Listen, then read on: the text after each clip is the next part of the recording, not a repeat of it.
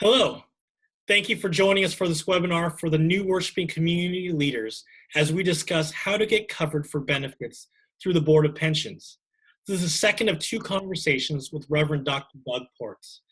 Doug is a senior church consultant for the Board of Pensions, has been a pastor of 3 growing congregations, served as an associate executive presbyter in Pittsburgh Presbyterian, and has been a missional coach for pastors and congregations. Welcome back, Doug. Glad to be able to join you, Sean. Thanks for having me. My pleasure. Now let's get started. The key question everyone's been waiting, that's been on everybody's mind is, are new worshiping community leaders eligible for coverage under the benefits plan of the U.S.A? Well, yes, they are. There are several ways that this can be done. To be eligible for coverage through the benefits plan as a new worshiping community leader, a person must either be 1, hired by their presbytery as an organizing pastor, for example, or 2, be in a ministry validated by the presbytery and sponsored by partner churches or a U.S.A. affiliated organization, or lastly, you might be self-employed and validated by your presbytery. So let's look at a chart to help us understand how this plan works. If you look at the chart, I want you to focus on the middle column. It's entitled Pastors Participation, Installed Pastors. The Book of Order requires pastors who are installed in congregations to receive the benefits that are highlighted in the blue box: pension, medical, death, and disability. Those benefits are provided installed pastors of congregations in a non-contributory way. And then those pastors with their organization may negotiate for the optional coverages you see in the yellow section at the bottom of the chart. On the right-hand side of the chart, you'll see other employees, and this is the a la carte menu that we call the menu options. I want you to notice the similarity between the 2 columns of pastors' participation and the other employees. And I would like to say that ministers of Word and Sacrament may be found in either column depending upon the choices that their employer makes with them. So, Sean, let's go to the next slide and talk about eligibility, which would depend upon a person's role and number of hours that they work. For an ordained teaching elder, now minister of Word and Sacrament, the General Assembly has voted, but for an ordained teaching elder working 20 hours or more, they may enroll in the pastor's participation or the menu options. That's a conversation to have with your employing organization. Or if you're an ordained teaching elder working less than 20 hours per week, you may enroll in medical, dental, or the retirement savings plan only. But let's say that you've gotten out of seminary or you're a CRE and you're not ordained as a minister of Word and Sacrament and you're working 20 hours or more, you may enroll in the menu options. That would be the right-hand column in the chart that you saw.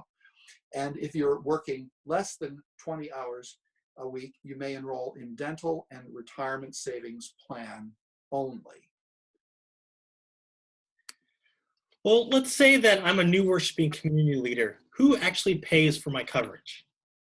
Well, if you're hired by the presbytery pays the bill, remembering that the benefit plan requires employers to pay at least 50% of member-only medical coverage as a minimum.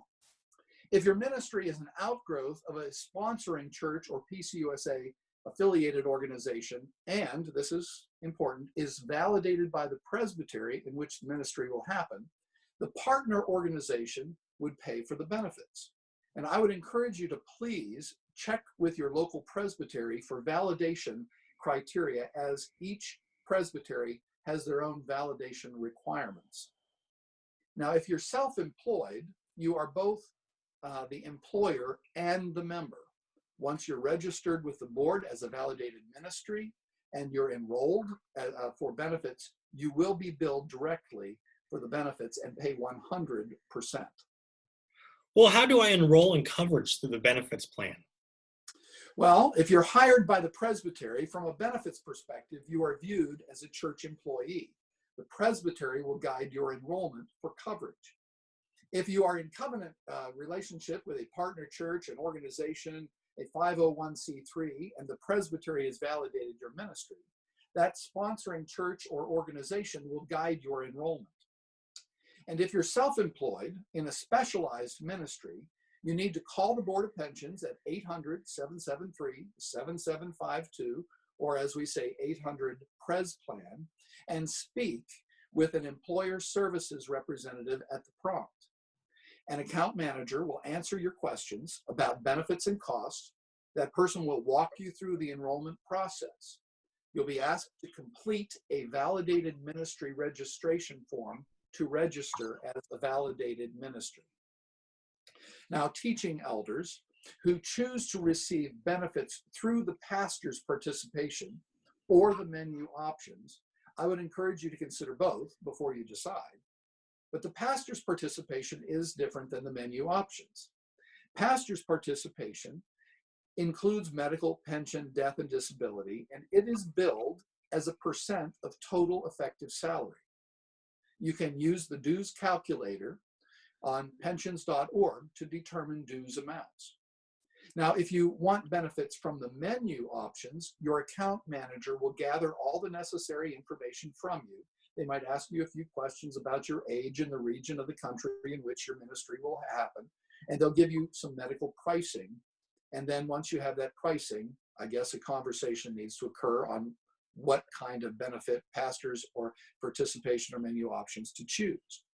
If you agree to coverage, your account manager will set up your benefits on Benefits Connect and get you rolled. Well, what is Benefits Connect?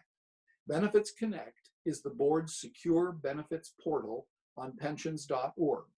You set it up by setting up a username and password that gives you entrance to Benefits Connect. This portal is a safe space where you'll set up an account and do most of your personal benefit transactions, beginning with enrollment. When you're done making all of your benefit elections, you'll receive confirmation from the board. When may I enroll? Well, here's the good news. The good news is this: new specialized ministries may join the plan, get this, at any time. You do not need to adhere to the annual enrollment timeframe for your first time enrollment. After that, you will re-elect or renew your coverage during the annual enrollment time in the fall. But the board knows that given the nature of many of the new worshiping communities and the unpredictable timing when the Spirit births them, the Board of Pension is willing to work with new worshiping communities to support them and explore ways of supporting those whom God calls to such unique ministry settings, whenever that time may be.